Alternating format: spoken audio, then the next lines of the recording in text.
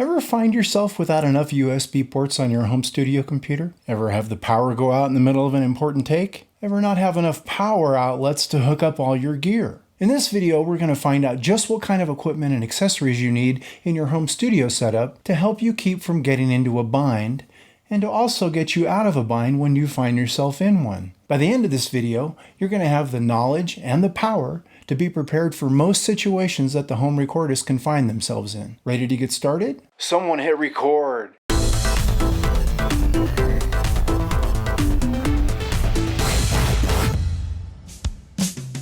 Hi kids, my name is Merlin and I'd like to welcome you to Better Home Recordings. On this channel, I'll help you find your way through the maze of technology and techniques that can sometimes be a bit overwhelming as you learn to make better home recordings. I'm also going to share a Better Home Recording super tip for you, so be sure to stick around to the end of the video for that. So, what kind of accessories do you need to help you make magic at home? Let's take a look.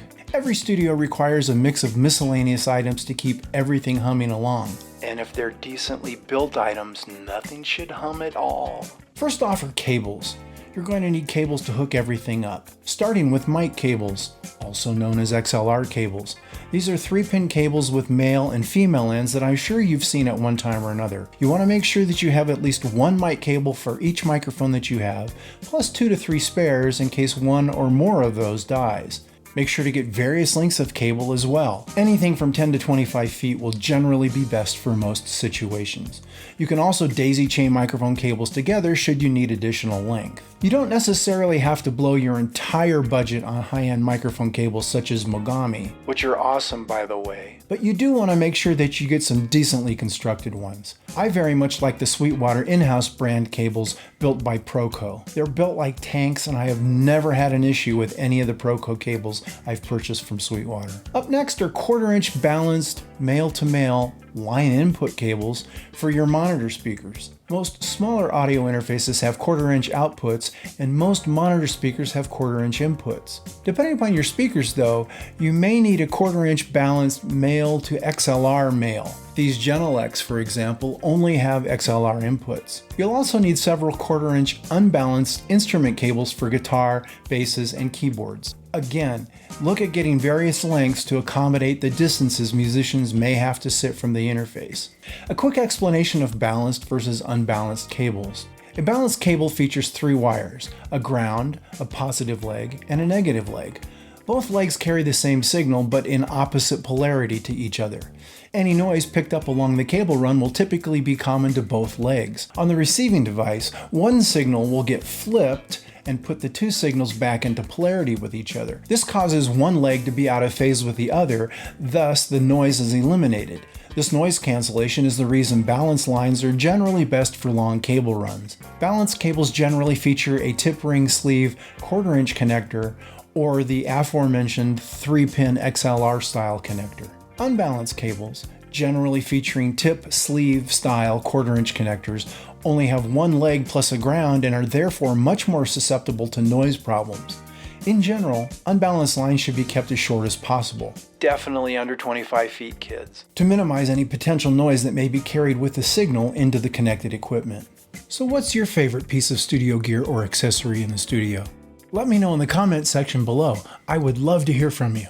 Next up are MIDI cables. Depending upon the age and style of your MIDI keyboards or controllers, you may need a MIDI to USB converter to get connected to your computer. If you have more than one MIDI keyboard or controller, you might look into getting a multi-channel MIDI interface which will then connect to your computer via a USB cable.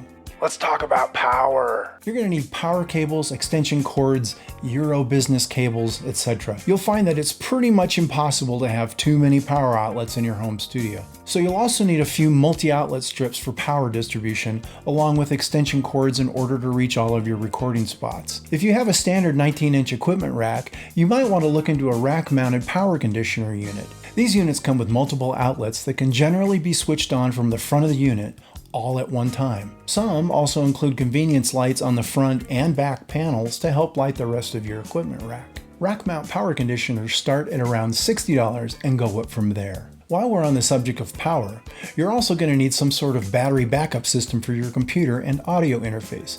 This is super important, particularly if you live in an area prone to power outages. I can't tell you how unbelievably frustrating it is to have the power go out when you're in the middle of a take or in the middle of a mix that you haven't saved yet.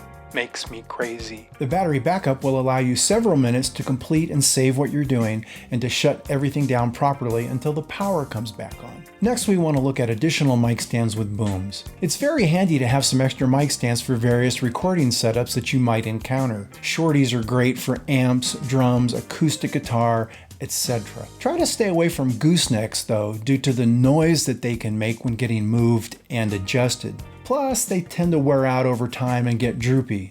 And no one wants a droopy gooseneck, trust me. Next is a powered USB hub. You'll be amazed at how quickly you can run out of USB ports on your laptop or computer. A powered USB hub will give you plenty of USB ports for the equipment that you currently have and for any expansion you might be looking at in the future. Another important accessory sometimes overlooked are external storage devices such as USB hard drives, solid-state digital drives, thumb drives, etc. As with power outlets, it's almost impossible to have too much storage when it comes to recording audio. Roger Nichols, engineer of Steely Dan fame, was quoted as saying that digital audio does not exist unless it's in 3 places at once. It's extremely important to back up your work regularly and save multiple backup copies on different hard drives. I can't stress this enough. Back up everything twice. Thanks for hanging with me through this video. I really appreciate it. Here's your Better Home Recording super tip. Get yourself a great studio chair. A studio chair might sound like another obvious choice for your home studio because, I mean, who doesn't need someplace to sit when they're making music? But I'm talking about a great chair. For the first few years of having my home studio, I was using standard office chairs that I got at places like Office Depot or Office Max for $100 or $200 a piece. And while they were comfortable enough, I found that I was going through at least one chair a year as the constant use would make them break fairly often. Had I just kept replacing dumb office chairs, I would have spent over $4,000 by now. However, I decided to bite the bullet and spend $1,200 on a Herman Miller Aeron chair. It was a big cash outlay at the time, I won't lie, but I've had it for almost 20 years now and it's paid for itself over and over again. I've seen them online recently for as low as $500 brand new. If it were me, I would definitely invest some hard-earned money in a great studio chair. I am so glad you stopped by today. If you have any questions on anything discussed in this video or would like to suggest a subject for a future video, please leave a comment down below. I would love to hear from you. That's it for now, kids. I hope to see you again soon, and remember, the first rule of Better Home Recordings is, there are no rules. Be sure to check out my video on home studio basics here, and remember to like this video and subscribe to the channel for more fun and information. I would very much appreciate your continued support. See you soon.